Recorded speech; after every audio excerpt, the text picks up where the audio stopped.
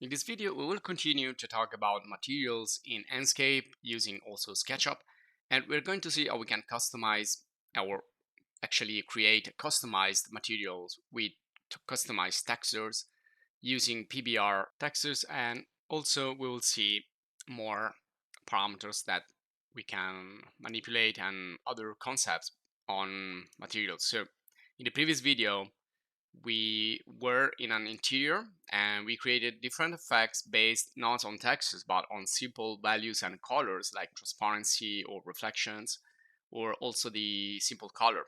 So in this video, we're just gonna apply those notions, those topics to our new topic, which is gonna be creating a material with textures. Now, we already applied some materials from the library that already had textures, so we already know what they are, but in this video, we're gonna specify all the different aspects. Again, we're gonna add also other important tips and tricks that you can also use in your interiors. So we're gonna move into an exterior scene, but this is just to create different examples. Now, we also saw how we can create special materials like water and grass. We're also gonna look into that a little bit more, and so let's get started.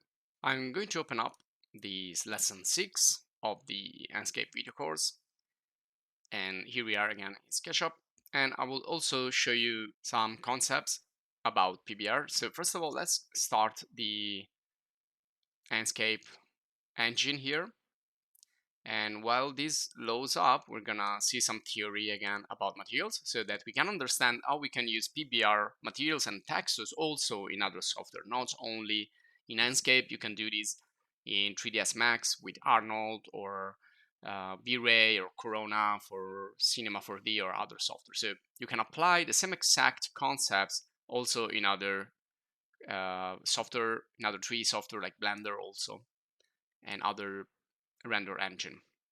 So basically, Pbr materials we saw are physically based materials. So this is what Pbr stands for. So if you want to look into it, you can search for this, and you will find also like more advanced software to create. There you go. Now this is the scene right here that we're gonna explore in just a second. I'm gonna leave it there. And so I was talking about Pbr materials. So physically based render materials are just like more realistic because they are like how a material actually behaves in reality. So it's all about how it's going to respond to light, and it's using really few basic textures. Then you can also use others, but the most important ones are again related to the specular and roughness topics that we discussed in the previous video. So a material is always going to react to light one way or the other. It's always going to like reflect some of the light. So depending on how much light it will reflect, it will have a different aspect. So when you have a concentrated beam, you have a specular effect. So you have a more glossy material. When the surface has like roughness like this, so it's not perfectly flat, it's going to have a more rough effect or a more diffuse effect. So the light is going to be scattered on top of the surface. When it passes through, you're going to have transparency. When some of the light passes through, you're going to have translucency. When most of the light is going to pass through, you're going to have transparency like glass. And also you can have situations where the light is scattered underneath the surface, and that's called subsurface scattering, but we don't have it here. So these are all physical reactions of a material and an object to the light.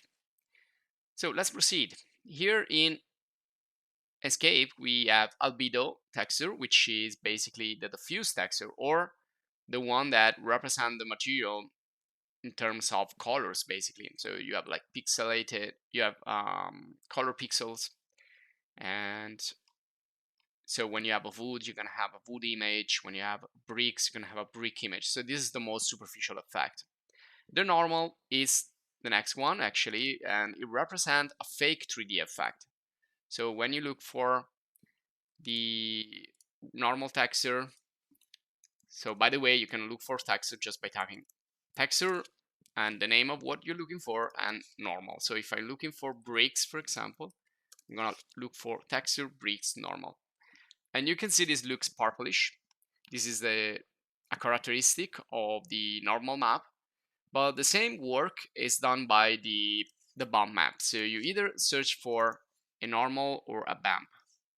Now in the bump, here the black represents the part that is not going to be extruded, the white represents the part that is going to be extruded the most. This is again a fake 3D effect. Now you also have another term for this, which is height map, or it's also called sometimes displacement. Now displacement, it's more advanced effect. Usually it's an actual 3D extrusion. It's not a fake 3D, it's an actual 3D extrusion. Now moving on, we have roughness. Now roughness usually is the opposite of specular, or sometimes it's also called glossiness. So roughness, it can be used as glossiness if you invert the texture, or you can go all the way around. So if you have a glossiness texture, you can invert it and use it as a roughness.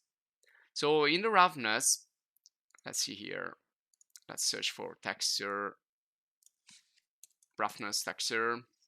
So in the roughness, the black represents less roughness, so it means more glossiness. The white, more roughness, less glossiness. Again, it's just the opposite when you look for glossiness texture. So you can go there in Google or whatever search engine and search for these textures and then create your customized materials. Now, when you do this search, make sure that they don't have seams. So texture shouldn't have seams, which means they shouldn't have cuts from one tile to the other. So another really important concept is tiling. Now tiling is when a texture is repeated many times over and over again. So when it's repeated, it's gonna show up here, like, you know, with this repetition effect, which is not really good. When you have textures that have seams, that repetition, that tiling will be more visible, so they're gonna look worse than if you don't have seams. So usually when you do a search, you should search for seamless. Now there are also other type of texture that cannot be repeated. So you can just place once, you cannot repeat it many times. Not for the seam, but for the aspect of the texture itself. So basically any image in Google or in any on the web can become a texture. So if I, for example, use here a website that I usually use, it's RawPixel, where I can get images like public domain images. So if you go here now, all these pictures here, like paintings or, you know, pictures, photographs, TV screens, TV snapshots, whatever. Now you can only place this once. Well, you can repeat them if you want, but usually these are conceived to be placed just once. So you can distinguish two types of texture. The one that you can repeat many times, so you can cover large areas with these, or the texture that you can just place once. Now I'm gonna make another example here. If I search for wall texture, so you can see these are all textures of walls, but not all of these are good. Usually when you have to repeat a texture, you should see something like that, which is pretty uniform. When you see some part that there is too much light or too much darkness, that's not good, because when you repeat it, you're gonna see that. So the texture should be uniform and flat like this. And also this one here probably is not gonna be good, because you can see there are these different colors will be repeated many times. And also here, so you have these particular parts of the wall that are gonna be repeated many times. So this is not good for tiling, but you can place, for example, this texture just once. That's gonna be good. You